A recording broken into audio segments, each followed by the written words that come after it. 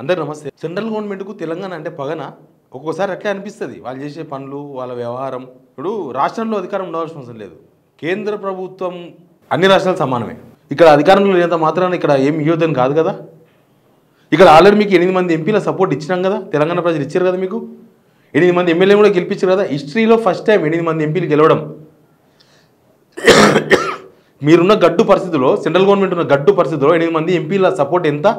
చాలా పెద్ద అమౌంట్. ఇదే 8 మంది ఎంపీలు కనుక తెలంగాణ గెలవకపోతే సెంట్రల్లో బీజేపీ ఉండదు, మరి కాంగ్రెస్కి పోతుండే గవర్నమెంట్ అప్పుడు. అట్లాంటిది మరి ఎందుకు తెలంగాణకు నిధులు ఇవ్వడంలోనో లేకపోతే ఏదైనా కంపెనీలు ఇవ్వడంలోనో, పెద్ద పెద్ద కంపెనీలు ఎందుకు ఈ నిర్లక్ష్యమో తెలియలే. ఒకటి కాదు, చాలా ఉన్న విషయాలు మనం మాట్లాడదాం. సబ్స్క్రైబ్ చేసుకోవడం మాత్రం మర్చిపోద్దు. ఈ వార్త ఖచ్చితంగా తెలంగాణ ప్రజల కోసమే. సబ్స్క్రైబ్ చేయండి. నిన్న మొన్న క్యాబినెట్ మీటింగ్ అయింది. క్యాబినెట్ మీటింగ్లో కొన్ని నిర్ణయాలు తీసుకున్నారు. దానిలో తెలంగాణకు అనుకూలంగా ఒక్క నిర్ణయం తీసుకోలేదు. సెమీ కండక్టర్ల పరిశ్రమ ఏపీకి పోయింది, మనకు రాలే. హైదరాబాదు మిగతా నగరాల కన్నా ఎక్కువ మంది జనాభా బతకాలని వస్తున్న వాళ్ళు హైదరాబాద్కే. కలకత్తా పోయి బతుకుదాం, ముంబై పోయి బతుకుదాం, లేకపోతే బెంగళూరు పోయి బతుకుదాం తక్కువైపోయింది. అత్యధికంగా వివిధ రాష్ట్రాల నుంచి హైదరాబాద్కు వస్తే చాలు మేము బతుకుతాం అంటే ఇక్కడ ఏదైనా దొరుకుతుంది, చిన్న చిన్న ఉద్యోగాలు కానీ పెద్ద పెద్ద ఉద్యోగాలు దొరుకుతాయని. మనం ఇంకా స్టేబుల్ ఉన్నాం హైదరాబాద్. సరే, గవర్నమెంటు వ్యవహారాలతోనూ కొంచెం రియల్ ఎస్టేట్ లాంటి పడిపోయినా హైదరాబాద్ స్టేబుల్. హైదరాబాద్కు ఒక బ్రాండ్ ఉంది. కానీ ఎందుకు ఈ సెమీ కండక్టర్ల పరిశ్రమ మనకు రాలేదనేది అసలు ఇప్పటిదాకా ఒక్కరుగా మాట్లాడతలేరు. ఏమైంది? ఇప్పుడు ఐటీఐఆర్ రద్దు అయిపోయింది తెలంగాణకు. ఐటీఐఆర్ అని అక్కడ ఆదిపట్ట ఏరియాలో అప్పట్లో కాంగ్రెస్ గవర్నమెంట్ ఇచ్చిండే, పోయింది అది. తర్వాత డిఫెన్స్ కారిడార్ నిరాకరణ. డిఫెన్స్ మనం ఏ దేశానికి బార్డర్ కాదు. మన దగ్గర ఎక్కువ మిలిటరీ క్యాంపులు లేకపోతే డిఫెన్స్ పరిశ్రమలు ఎందుకున్నాయి ఇక్కడ, డిఫెన్స్కు సంబంధించిన ఆఫీసులు అంటే ఇది సేఫెస్ట్ ప్లేస్ అని. అయినా సరే డిఫెన్స్ కారిడార్ లేదు. తర్వాత మెట్రో లైన్ లేదు. మన రెండో విడత మెట్రో లైన్కు డబ్బులు లేవు, అసలు దాని పరిగణలో కూడా తీసుకుంటలేరు వాళ్ళు. ఇప్పుడు వచ్చి సెమీ కండక్టర్ పరిశ్రమ కూడా ఎత్తుకపోయారు, అది కూడా పోయింది. ఆంధ్రప్రదేశ్ సహా 3 రాష్ట్రాలకు 4 ప్రాజెక్టులు ఇచ్చిండ్రు. 3 రాష్ట్రాలకు 6 పరిశ్రమలు కేటాయింపు. 3 రాష్ట్రాలకు 6 పరిశ్రమలు. ఎన్డీఏ పాలిత రాష్ట్రాలకే ప్రాధాన్యత. అంటే పక్క రాష్ట్రం ఏపీ కూడా ఎన్డీఏ కాబట్టి ఇచ్చిండ్రు. ముఖ్యంగా సెమీ కండక్టర్ల పరిశ్రమ ఎప్పటి నుంచో వస్తుంది అనేది ఇక్కడ ఒక పెద్ద ఆశ ఉండే. కంప్యూటర్లు, ఎలక్ట్రానిక్స్, ఆటోమొబైల్ రంగాలకు కీలకమైన చిప్పులు ఇచ్చేది సెమీ కండక్టర్ పరిశ్రమ, కానీ రాలేదు. ఒడిశా, ఏపీ, పంజాబ్ రాష్ట్రాలకు మంజూరు చేసినారు. పంజాబ్లో నెక్స్ట్ ఎలక్షన్స్ ఉన్నాయి మళ్ళా. తర్వాత ఈ 4 పరిశ్రమలతో కలిపి దేశంలో మొత్తం సెమీ కండక్టర్ల పరిశ్రమ సంఖ్య 10కి పోతాయంట. ఇప్పటివరకు ఒక్క సెమీ కండక్టర్ పరిశ్రమ కూడా హైదరాబాద్లో లేదు. మొత్తం 10 అవుతాయంట. 9 పరిశ్రమలు ఎన్డీఏ పాలిత రాష్ట్రాల్లోనే ఉండడం గమనార్హం. 10 రాష్ట్రాల్లో 10 పరిశ్రమలు ఉంటే సెమీ కండక్టర్లు 9 ఎన్డీఏ పాలిత రాష్ట్రాల్లోనే ఉన్నాయి.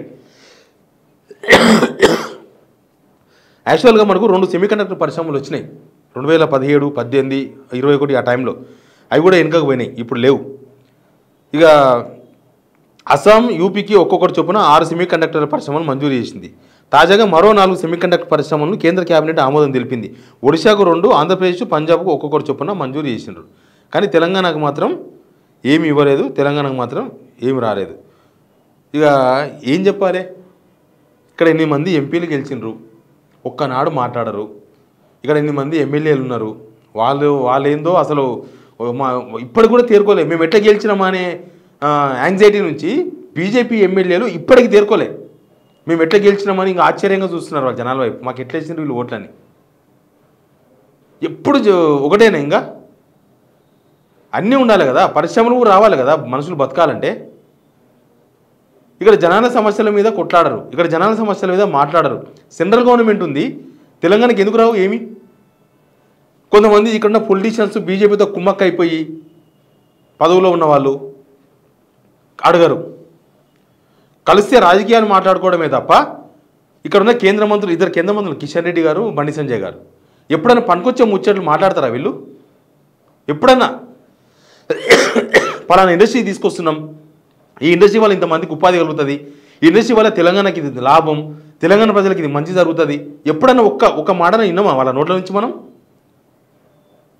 ఎప్పుడు ఇదే లోలి, ఇదే పంచాయతీ. ఇంకా పనికిరాని పంచాయతీకి ఫస్ట్ ఉంటారు, జనాలకు మనకు వచ్చే ముచ్చట్లు నోరు తెరవరు. ఇప్పుడు సెంట్రల్ గవర్నమెంట్ ఒక్క పరిశ్రమ ఇయ్యలే, ఏం చేస్తున్నారు మీరు? కనీసం స్టేట్ గవర్నమెంట్ అడుగుతుందంటే అడగదు, స్టేట్ గవర్నమెంట్ ఏం అడగదు. వాళ్ళు డబ్బులు ఇవ్వకపోయినా అడగరు, అప్పులు చేసినా సరే, భూములు అమ్మని సరే జీతాలు ఇద్దాం, కానీ సెంట్రల్ గవర్నమెంట్కి వచ్చి డబ్బులు తీసుకురావద్దు, అడగొద్దు, మనం ఏం చేయొద్దు. ఇరిగేషన్ ప్రాజెక్టుకు, ఒక్క ఇరిగేషన్ ప్రాజెక్టుకు కూడా జాతీయ హోదా ఇయ్యలే. అంతకుముందు 10 ఏళ్ళు కాంగ్రెస్ గవర్నమెంట్ ఉండే, ఇక్కడ 10 ఏళ్ళు కాంగ్రెస్ గవర్నమెంటే ఉంది, అప్పుడు కూడా ఇవ్వలే జాతీయ హోదా. కాంగ్రెస్ నేషనల్ స్టేట్లో ఉంటే కూడా ఇవ్వలే. అప్పుడు ఈ మాట్లాడతారే వీళ్ళు, ప్రాణహిత చేవెళ్ళ తుమ్మిడేటి ప్రాజెక్ట్ అంటారు కదా, దాన్ని కూడా ఇవ్వలే. వీళ్ళు ఇప్పుడు అంతా ఏడుస్తారు, అప్పుడు ఎందుకు ఇవ్వలేదో చెప్పరు. పక్కన కర్ణాటక జాతీయ హోదా ప్రాజెక్ట్ ఉంది, ఈ పక్కన ఏపీలో జాతీయ హోదా ప్రాజెక్ట్ ఉంది, పోలవరం. మరి తెలంగాణలో ఎందుకు లేదు? ఒక్క జాతీయ హోదా ప్రాజెక్ట్ లేదు. జాతీయ హోదా ప్రాజెక్ట్ వస్తే ఏమైందంటే 90% ఖర్చు సెంట్రల్ గవర్నమెంట్ భరిస్తుంది, అప్పుడు స్టేట్కు అప్పు కాకుండా ఉంటుంది. దాని గురించి ఎవరు మాట్లాడరు. అసలు ఇంతమంది ఎంపీలను గెలిపించిన జనాలకు తెలవాలి. పార్లమెంట్లో కూడా వీళ్ళు ఏమన్నా మాట్లాడతారా? ఒక్కరన్నా పార్లమెంట్లో గట్టిగా మాట్లాడుతూ ఉన్నారా? కాంగ్రెస్ ఎంపీలు ఉన్నారు, కాంగ్రెస్ ఎంపీలకేమో వాళ్ళకు రాహుల్ గాంధీ ఎజెండా కావాలి. రాహుల్ గాంధీ అదాని ఎజెండా మాట్లాడితే వీళ్ళు అదాని ఎజెండా మీద ధర్నా చేయాలి. రాహుల్ గాంధీ ఇంకేదో ఎజెండా తీసుకొస్తే, రాఫెల్ ఎజెండా తీసుకొస్తే రాఫెల్ ఎజెండా మీద పార్లమెంట్లో కూర్చోవాలి. తెలంగాణకి ఏమైనా ఏం కాదు, అవసరం లేదు. లోక్సభ ఎలక్షన్స్లో వీళ్ళకి 8 వాళ్ళకి 8 గెలిపించడంతో తెలంగాణ ఏం కోల్పోయిందంటే ఇదే కోల్పోయింది. తెలంగాణ గురించి మాట్లాడుతూ పార్లమెంట్లో లేడు, తెలంగాణకు అన్యాయం జరుగుతున్నా పార్లమెంట్లో అడిగేతోడు లేడు. మాకు ఇన్ని 4 రాష్ట్రాలకు 6 కంపెనీలు ఇస్తున్నారు, 6 ప్రాజెక్టులు ఇస్తున్నారు, మరి మాకేం ఇస్తున్నారంటే అడిగేతోడు లేడు. ఏమనంటే మేము నేషనల్ హైవే వేసినాం కదా, నేషనల్ హైవే చేసినాం కదా అంటారు. నేషనల్ హైవే వేయకపోతే ఏపీకి ఎట్లా పోతారు? మీ కనెక్టివిటీ అటు ఇటు రాష్ట్రాలకి ఎట్లుంటుంది? ప్లస్ అవి కూడా టోల్ గేటే కదా, ప్రైవేట్లతో వేయించినాయి. మీరేం వేసినారు? సెంట్రల్ గవర్నమెంట్ వేసిందా? మీరు వేస్తే టోల్ గేట్లు ఎందుకు పెట్టినారు? జనాలతో డబ్బులు ఎందుకు వసూలు చేస్తున్నారు? మా ట్యాక్సులు కదా, స్టేట్కు ట్యాక్సులు కడితే జిఎస్టీలు అని చెప్పేసి స్ట్రీమ్లైజ్ చేసి ట్యాక్స్ వసూలు చేస్తుంది సెంట్రల్ గవర్నమెంట్. ఈ పెట్రోల్ డీజిల్ విషయంలో అయితే దాని ముడి సరుకు ధర తగ్గినా రేటు తగ్గలే. మనకు ధర పెరుగుతేనేమో రేటు పెంచుతారు. ముడి సరుకు ధర రూపాయి పెరిగితే వీళ్ళు 2 రూపాయలు పెంచుతారు. తగ్గింపు మాత్రం ఏముండదు. బ్యారెల్ ధర 90 రూపాయలు ఉన్నప్పుడు ఉన్న కాస్ట్ ఇప్పుడు ఉంది 60 రూపాయలైనా తగ్గించలే. అంటే 90 నుంచి 60కి వచ్చినట్టు ఎంత తగ్గినట్టు? 1/3, 3వ వంతు తగ్గినట్లు. 3వ వంతు తగ్గిందంటే మన పెట్రోల్ కూడా 100 రూపాయల నుంచి 70 రూపాయలకు రావాలి. మన డీజిల్ కూడా 100 రూపాయల నుంచి 65కు రావాలి. వచ్చిందా ఎప్పుడన్నా? రాలే. అంటే ఉత్తగా మనుషులను చూసే ఓటేయాలి వీళ్ళను.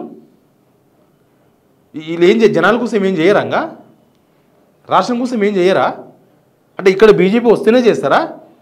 అట్లాంటప్పుడు లోక్సభ ఎలక్షన్స్లో పోటీ చేయకండి, ఇక్కడ ఓన్లీ అసెంబ్లీ ఎలక్షన్స్లోనే పోటీ చేయండి. అప్పుడు గవర్నమెంట్ వచ్చినప్పుడు చేదురు. అప్పుడే ఇక్కడ నుంచి ట్యాక్సులు తీసుకోండి సెంట్రల్ గవర్నమెంట్కి. గవర్నమెంట్ వచ్చినప్పుడే తీసుకోండి. గవర్నమెంట్ వచ్చి రాకముందు ఎందుకు తీసుకోవాలి? అంటే డబ్బులేమో మీరు సెంట్రల్ గవర్నమెంట్ ఉన్నారు కాబట్టి ఇక్కడ నుంచి వసూలు చేసుకోవాలి, ఇక్కడ ఎంపీ ఓట్లు వేయించుకోవాలి, కానీ ఏమి ఇవ్వద్దు. ఇదేం లాజిక్? పాడ లాజిక్. ఎనీవే